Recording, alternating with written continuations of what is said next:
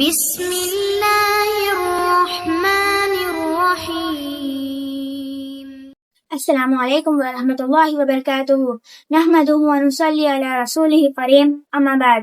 आप सल्लल्लाहु अलैहि वसल्लमના પિતા હઝરત અબ્દુલ્લાહ અબ્દુલ મુત્તલિબના સૌથી સુંદર, ચરિત્રવાન અને લાડલા પુત્ર હતા.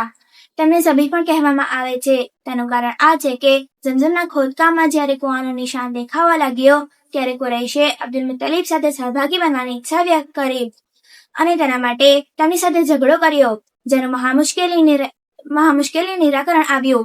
આ જોઈને અબ્દુલ મુત્તલિબ માનતા માની કે જો અલ્લાહ તઆલા મને 10 પુત્ર આપશે અને દરેક સામનો કરવા માટે સક્ષમ થશે તો તેમાંથી એકને અલ્લાહના રસ્તામાં કુરબાન કરી દેશે.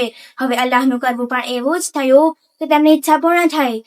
તેથી તેમણે દરેક પુત્ર વચ્ચે ચિઠ્ઠી ઉછાળી. ચિઠ્ઠીમાં અબ્દુલ્લાહનું નામ આવ્યું. તેથી તેમને ઝબહ કરવા માટે ખાને કાબા પાસે લઈ જવામાં આવ્યા, પરંતુ કુરૈશે તેમને રોકી લીધા. મુખ્યત્વે અબ્દુલ્લાહના ભાઈ અને મામાએ પણ તેનો સખત વિરોધ કર્યો.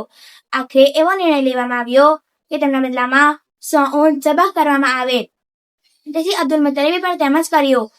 આ માટે પૈગંબર સલ્લલ્લાહુ અલૈહિ વસલ્લમને 2 ઝબીના સંતાન પણ કહેવામાં આવે છે. એક ઝબી હઝરત ઇસ્માઇલ અલૈહિસ્સલામ અને એક આપના પિતા હઝરત અબ્દુલ્લાહ. તેવી જ રીતે આપને એવા 2 પૂર્વજોના સંતાન પણ કહેવામાં આવે છે જેમના બદલામાં પ્રાણીઓ કુરબાન કરવામાં આવ્યા, કારણ કે હઝરત ઇસ્માઇલ અલૈહિસ્સલામના બદલામાં ડુંબું ઝબહ કરવામાં આવ્યું અને આપ સલ્લલ્લાહુ અલૈહિ વસલ્લમના પિતાના બદલામાં 100 ઊંટ. અબ્દુલ્લાહના લગ્ન વહાબની સુપુત્રી આમિના સાથે થયા, જે તે સમયે કુરૈશના સર્વોચ્ચ સ્તરના મહિલા હતા. તેમના પિતા વહાબ પણ બનુ ઝુહરાના આગેવાન અને ઉચ્ચ વંશના હતા. આમિના લગ્ન પછી તરત જ ગર્ભવતી થઈ ગયા. આ થોડા દિવસો પછી અબ્દુલ મુત્તલિબે અબ્દુલ્લાહને વેપાર માટે મદીના અથવા સિરિયા મોકલ્યા. પરત ફરતા તેઓ મદીનામાં બીમાર પડ્યા અને ત્યાં જ તેઓ અવસાન પામ્યા. તેમને નાબિગા ઝુબિયાનીના મકાનમાં દફન કરી દેવામાં આવ્યા. આ સમય સુધી પૈગંબર સલ્લલ્લાહુ અલૈહિ વસલ્લમનો જન્મ થયો ન હતો. अस्सलामु अलैकुम वरहमतुल्लाहि वबरकातुहू।